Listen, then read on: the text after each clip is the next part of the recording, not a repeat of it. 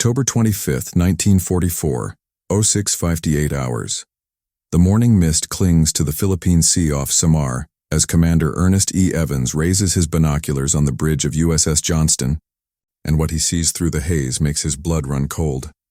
Pagoda-like superstructures piercing the horizon, unmistakable silhouettes of Japanese battleships, not one but four, accompanied by 6 heavy cruisers and a screen of destroyers. The pride of the Imperial Japanese Navy, including the mighty Yamato with her 18-inch guns, bears down on his small task force. The acrid smell of diesel smoke mixes with salt spray as Evans processes the impossible. His Fletcher-class destroyer, at 2,500 tons, could fit inside Yamato's shadow, and his 5-inch guns might as well be pea shooters against 16-inch armor belts. Every principle of naval warfare screams one action: flee. Instead, Evans grabs the ship's intercom, his Cherokee warrior ancestry echoing in his voice as he speaks words that will echo through naval history. All hands to general quarters. Prepare to attack major portion of the Japanese fleet. Stunned silence grips the bridge before training takes over. Young sailors, many still teenagers, race to battle stations. They know the math, they know the odds, and Evans himself will soon tell them. This will be a fight against overwhelming odds from which survival cannot be expected. Yet they prepare to charge. The Japanese officers commanding the center force that morning carried more than just superior firepower. They carried decades of indoctrinated certainty. Since the 1920s, the Imperial Japanese Navy had built its entire doctrine around Kantai-Kessen, the decisive battle, where battleship would duel battleship in a climactic engagement that would determine the war's outcome. Their Naval Academy textbooks dismiss destroyers with clinical contempt. The destroyer exists to screen capital ships and conduct torpedo attacks only when the enemy is already crippled. Against healthy battleships, they are merely gnats to be brushed aside. This wasn't mere tactical assessment. It was cultural conviction. The Bushido Code demanded warrior-to-warrior combat between equals. Battleships were modern samurai. Destroyers were peasants with pitchforks. Japanese officers openly mocked American destroyer construction, calling them Tetsu no Kokan, iron coffins. One pre-war analysis from Captain Tamichi Hara noted with derision, "The Americans build destroyers like merchants build cargo ships, thin-skinned, mass-produced, and ultimately expendable." The numbers seem to justify their arrogance. Yamato displaced 72,000 tons, a Fletcher-class destroyer merely 2,500. Yamato's armor belt measured 16 inches of hardened steel. A destroyer's hull 3/4 of an inch. One of Yamato's 18-inch shells weighed more than a Toyota Corolla. A direct hit would vaporize a destroyer. Admiral Takeo Kurita, commanding the center force, embodied this supreme confidence. His fleet that morning represented the last concentration of Japanese surface power: 4 battleships, 6 heavy cruisers, 2 light cruisers, and 11 destroyers. Against them stood 6 American escort carriers, converted merchant ships, and their Tincan escorts. In Japanese naval thinking, this wasn't a battle. It was target practice. They were about to learn how catastrophically wrong 3 decades of doctrine could be. At 0700 hours, Japanese lookouts aboard the heavy cruiser Haguro reported contact. Enemy carrier force bearing 085 degrees. The misidentification would prove fateful. Admiral Kurita studied the distant shapes through his binoculars, seeing what he expected to see: fleet carriers ripe for destruction. The small escorts barely registered in his consciousness. Why would they? Destroyers existed to screen and flee, not fight. Then something impossible happened. One of those insignificant escorts, USS Johnston, peeled away from formation and turned toward the Japanese fleet alone.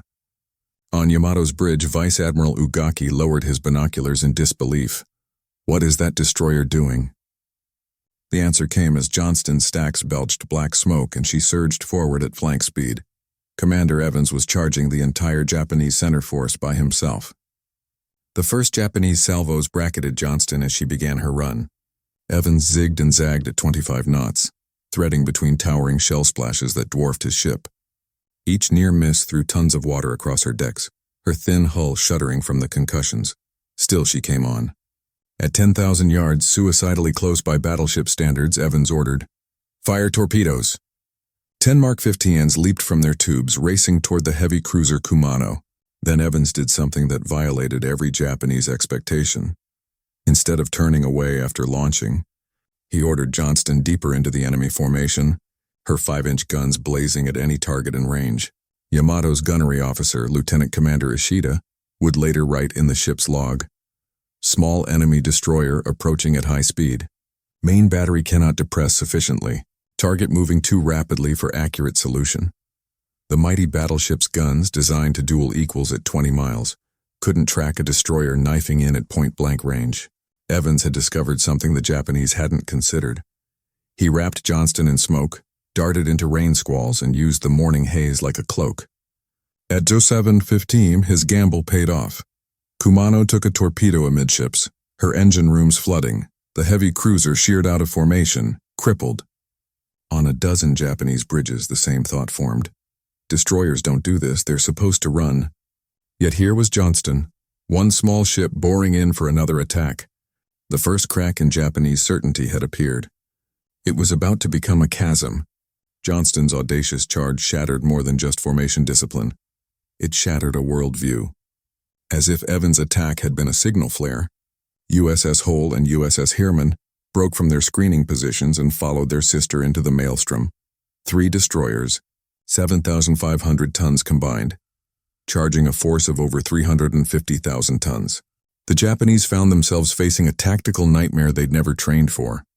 Their massive guns, designed to obliterate enemy battleships at 30,000 yards, couldn't depress low enough to target destroyers at 5,000. Lieutenant Tanaka aboard Battleship Congo recorded frantically, "Enemy destroyer bearing 045. Range 4,000 meters, main battery cannot engage." The mathematical precision of Japanese gunnery dissolved into chaos. The Americans fought like wolves among buffalo, exploiting every weakness in battleship design with ruthless efficiency. Heermann's skipper, Commander Amos Hathaway, drove his ship so close to battleship Haruna that he was inside her turning radius. The behemoth couldn't bring her main guns to bear without hitting her own superstructure. Meanwhile, Heermann's 5-inch guns raked Haruna's bridge, destroying fire control equipment and killing exposed personnel. "Surface action port! Surface action starboard!" The calls echoed across Japanese bridges as destroyers seemed to materialize from every bearing. Smoke screens, inlaid with artistic precision, blinded optical rangefinders that had never failed before. The destroyer escorts generated walls of chemical fog that turned the morning into midnight. Japanese gunnery officers found themselves firing at ghosts. Then came the ultimate insult. The destroyer escort Samuel B. Roberts, so small the Navy classified her as suitable only for anti-submarine work, joined the attack. Her skipper, Lieutenant Commander Robert Copeland, told his crew, "We're making a torpedo run. The outcome is doubtful, but we will do our duty." At 200 tons, Roberts was smaller than Yamato's main turret, yet she bored in with the fury of a battleship. The cumulative effect was catastrophic. Heavy cruiser Suzuya took multiple 5-inch hits that started fires in her torpedo tubes, forcing her to withdraw. Chikuma found herself boxed between Heermann and Roberts, taking hits from both sides. Japanese formation integrity, the foundation of their tactical doctrine, disintegrated. The supreme moment came at 0730. Yamato, the world's most powerful battleship, pride of the Imperial Navy, detected torpedoes approaching from multiple bearings. Captain Morishita ordered emergency evasive action. The 72,000-ton giant heeled over in a desperate turn, racing northward away from the battle. For 10 critical minutes, her massive guns fell silent as she fled from American destroyers. On Kurita's flagship, staff officers erupted in heated argument. "Those aren't fleet carriers and they're escort carriers," one insisted. Another countered, "What kind of escorts attack like this?" Radio channels overflowed with damage reports, requests for instructions, and increasingly panicked observations. The Japanese battle line, designed for methodical destruction of capital ships, was being systematically torn apart by vessels they dismissed as beneath consideration. The revelation was becoming undeniable. The Tincan Navy was winning. The David versus Goliath narrative of Samar obscures a crucial truth. American destroyers weren't inferior weapons. They were perfectly designed predators hunting the wrong prey. The Fletcher-class destroyer embodied American industrial genius, packing devastating offensive power into a nimble platform that exploited every battleship vulnerability. Consider the speed differential. Johnston and her sisters could make 36.5 knots, while Japanese battleships maxed out at 27. This 9-knot advantage meant destroyers controlled engagement range. They could dart in, launch torpedoes, and escape before battleships could react. More critically, at close range, this speed translated into angular velocity that overwhelmed Japanese fire control. A destroyer at 5,000 yards moving at 35 knots crossed a battleship's gun arc faster than turrets could traverse. The mathematics were brutal. Yamato needed 640 meters to complete a full-speed turn. A Fletcher-class destroyer just 180. When torpedoes approached, battleships became lumbering targets while destroyers danced between shell splashes.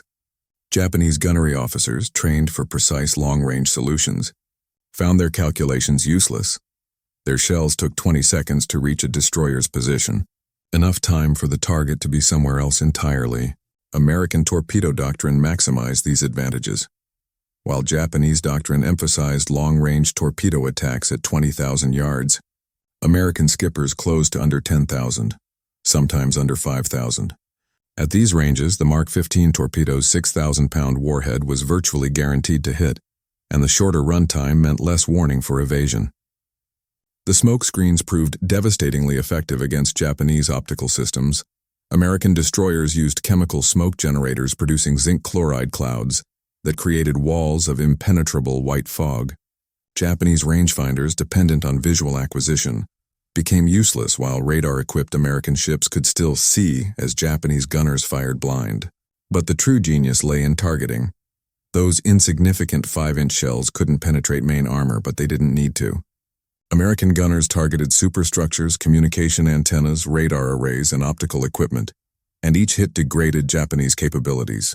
When Roberts put 18 rounds into Chokai's superstructure, she didn't sink the cruiser. She blinded and deafened her. The production statistics tell the real story. America built 175 Fletcher-class destroyers, while Japan managed 2 Yamato-class battleships. For Yamato's price tag, America could build 30 destroyers. This wasn't just industrial might. It was strategic revolution. Why build one superweapon when you could build dozens of good enough weapons that, working together, were unstoppable? The Japanese had prepared for a duel between samurai. Instead, they faced a swarm of industrial-age warriors, each carrying weapons that individually seemed trivial, but collectively proved devastating. Mass production, innovative tactics, and aggressive doctrine had transformed the humble destroyer from screening vessel to capital ship killer. The age of the battleship was ending, not with a bang but with 1,000 smaller explosions. Before dawn on October 25th, Commander Ernest Evans performed a ritual his grandfather would have recognized. The half-Cherokee officer stripped to the waist on Johnston's bridge and performed a warrior's dance, preparing for battle as his ancestors had. His gunnery officer, Robert Hagan, watched in fascination as Evans asked the spirits for courage in the coming fight. And within hours, Evans would need every ounce of it. When the first Japanese salvo blew off 2 of Evans's fingers and peppered his body with shrapnel, he refused medical attention, blood soaking through hastily applied bandages. He continued conning his ship deeper into the enemy fleet. "Don't bother me now," he told the corpsman. "Help some of those guys who are hurt." When Johnston finally succumbed to overwhelming fire, Evans ordered abandon ship, but refused to leave his bridge. Survivors last saw him helping wounded sailors over the side. His body was never recovered, and his Medal of Honor citation would read simply, "He gallantly gave his life for his country." Aboard Yamato, Lieutenant Kato had begun the morning with supreme confidence. His diary entry at 600 read, "Today we will sweep aside the American mosquitoes and restore the Emperor's honor." By 0730, his tone had changed dramatically. The enemy destroyers attack like demons. They appear from smoke, launch torpedoes, and vanish. Our great guns cannot find them. In a post-war interview, Cato's voice still carried disbelief. "We were fighting ghosts in the smoke. Every time we had a solution, they disappeared." These were not the cowardly Americans we had been told about. On Samuel B. Roberts, Gunner's Mate 3rd Class. Paul Henry Carr embodied the fierce determination that shattered Japanese expectations when a direct hit knocked out power to his gun mount. The 20-year-old sailor began manually loading 54-pound shells. The heat from the gun breech seared his hands, shrapnel tore through his body, and still he loaded. When Roberts took her mortal hit, rescue teams found Carr dead at his post. A final shell clutched in his arms, trying to load it into a gun that no longer existed. His gun crew had fired over 300 rounds, nearly an hour's worth of ammunition expended in less than 30 minutes. Perhaps no one felt the battle's psychological impact more than Commander Otani, Admiral Kurita's operations officer. His meticulous notes chart the Admiral's transformation from confidence to confusion to humiliation. EO 700. Admiral confident of victory. 730. Admiral asking repeatedly about enemy composition. 800. Admiral pacing, demanding explanations for destroyer attacks. 30. Admiral silent, studying charts. When Kurita finally gave the withdrawal order at 0911, Otani recorded, "The Admiral's hands shook as he spoke. We all knew this meant the end of the combined fleet as an offensive force." Otani would later reflect, "We had been taught that Americans were soft, that they valued life over honor. But those destroyer sailors, boys really, some looked no older than my son. They attacked knowing they would die. They came at us again and again. What kind of enemy was this? We had mocked their thin ships and small guns, but they had something our calculations could not measure. They would not accept defeat." The average age of the American destroyer sailors was 19. They had fought the Imperial Japanese Navy to a standstill and won. At 0911 hours on October 25, 1944, Admiral Takeo Kurita spoke words that would haunt him forever. "Cease action. Come to course 030. Speed 20 knots." The center force and the most powerful Japanese surface fleet remaining was retreating. The moment of breaking had been building for 2 hours. 3 American destroyers continued their relentless attacks, weaving between his ships like demons. Heavy cruiser Chokai burned fiercely. Chikuma listed badly, flooding, and Kumano had fallen out of formation, crippled. Even mighty Yamato remained out of position, still recovering from her desperate torpedo evasion. Now reports flooded in of American aircraft approaching, reports that would prove false, but in the chaos, who could know? On Kurita's bridge, staff officers engaged in heated debate that would have been unthinkable hours earlier. "Sir, they're only destroyers," Captain Koyanagi protested. Another officer, Commander Otani, voiced the unspoken fear. "What kind of enemy is this? They attack harder the more we hurt them." Japanese naval doctrine taught that inferior forces should withdraw when faced with overwhelming odds. Americans apparently hadn't read that manual. The psychological breaking point came with a single image. Through his binoculars, Kurita watched USS Johnston, dead in the water, listing, burning, her bridge destroyed, still firing. Her remaining gun crew, visible on the exposed deck, worked their last functional mount. They had to know their ship was dying. They had to know rescue was impossible, yet they kept shooting. "Sir, the withdrawal order?" his signal officer asked, voice laden with disbelief. In the Imperial Navy's history, no admiral had retreated from an inferior force. Kurita repeated it. The signal officer requested confirmation, and Kurita gave it again, his voice hollow. Across the Japanese formation, radio operators couldn't believe their ears. Destroyer Captain Hara would later write, "I asked for the message to be repeated 3 times. Retreat from escort carriers and destroyers? It was incomprehensible." On Battleship Congo, the officer of the deck initially refused to relay the order, certain it was a mistake. Meanwhile, on the American escorts, equal disbelief reigned. They're turning away. The cry went up from spotters. Lieutenant Commander Copeland on Samuel B. Roberts, his ship sinking beneath him, watched in amazement. We'd thrown everything at them except the galley sink, and they were running. 6 escorts and some jeep carriers had turned back the Japanese Navy. The statistics defied logic.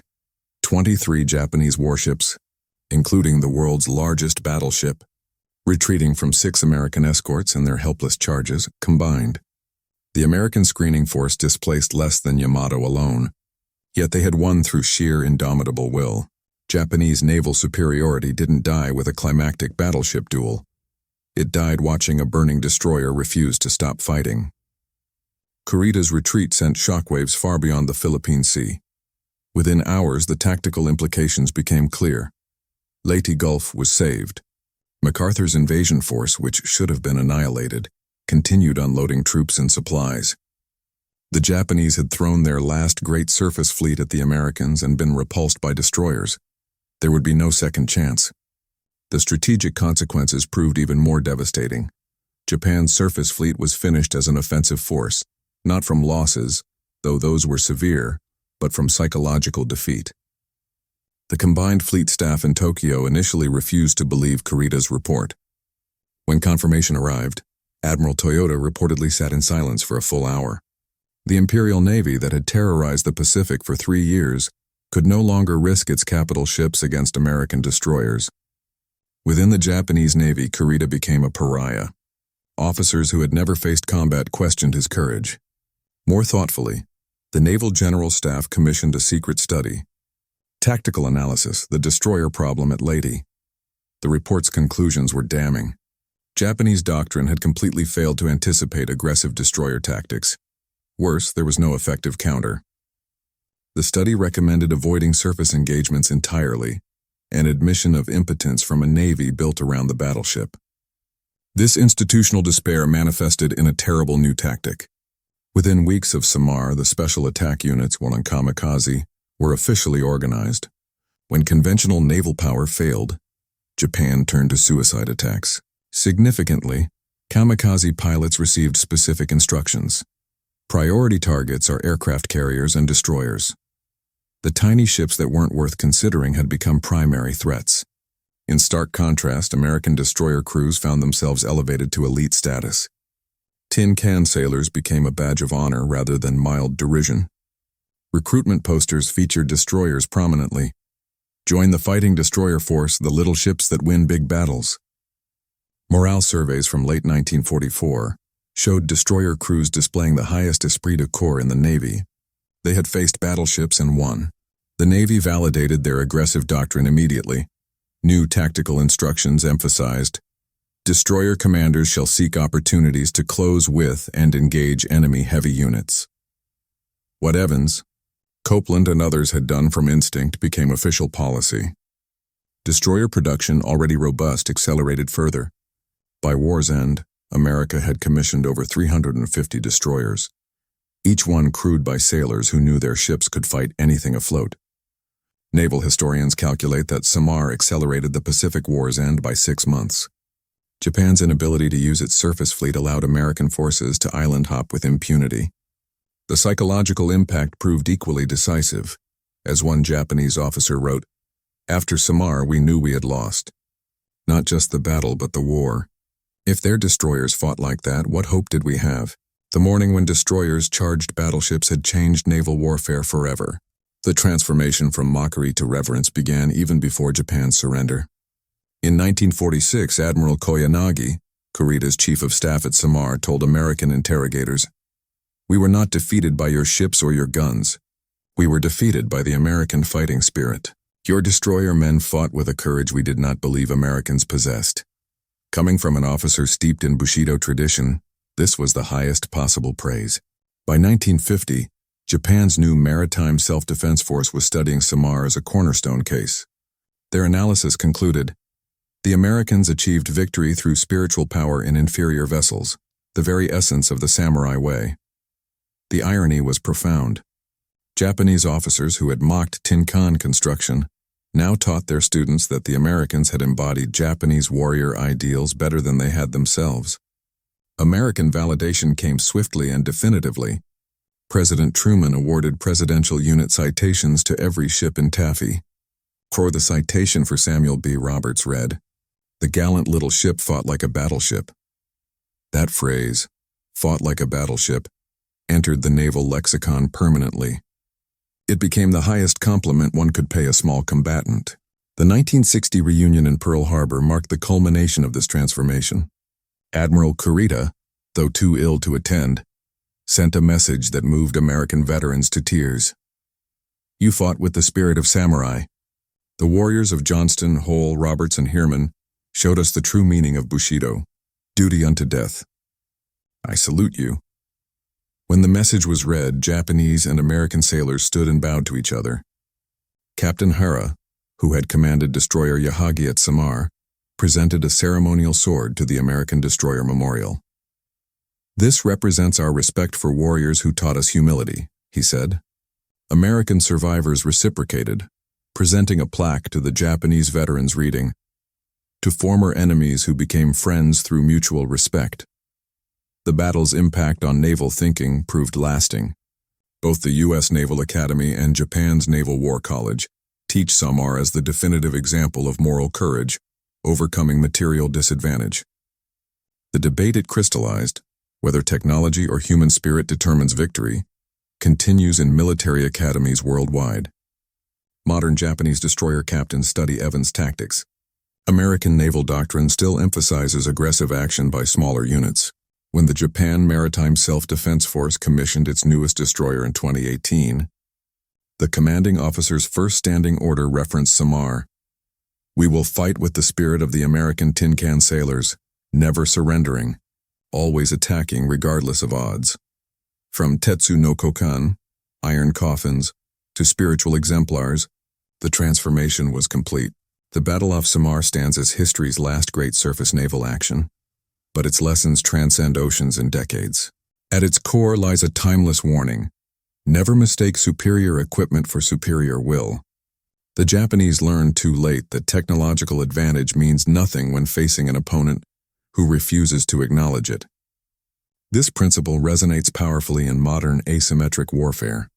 From Vietnam's jungle paths to Afghanistan's mountains, smaller forces with inferior equipment have repeatedly confounded technological superiority through determination and innovative tactics. Samar proved that courage remains a force multiplier no algorithm can calculate. When humans decide that today is the day they'll charge regardless of odds, mathematical certainties crumble. The battle also vindicated a uniquely American approach to warfare. Mass production of good enough weapons wielded by motivated crews beats exquisite engineering every time. Today's military planners still debate this balance. Should we build a few perfect systems or many adequate ones? Samar's arithmetic was stark. 30 destroyers for one battleship's price proved the better investment. But beyond tactics and production lies Samar's deepest legacy, the definition of courage itself. Ernest Evans knew the odds. Robert Copeland calculated them precisely. Paul Carr understood them with every shell he loaded. They charged anyway. This is courage in its purest form, not the absence of fear but action despite certainty of death.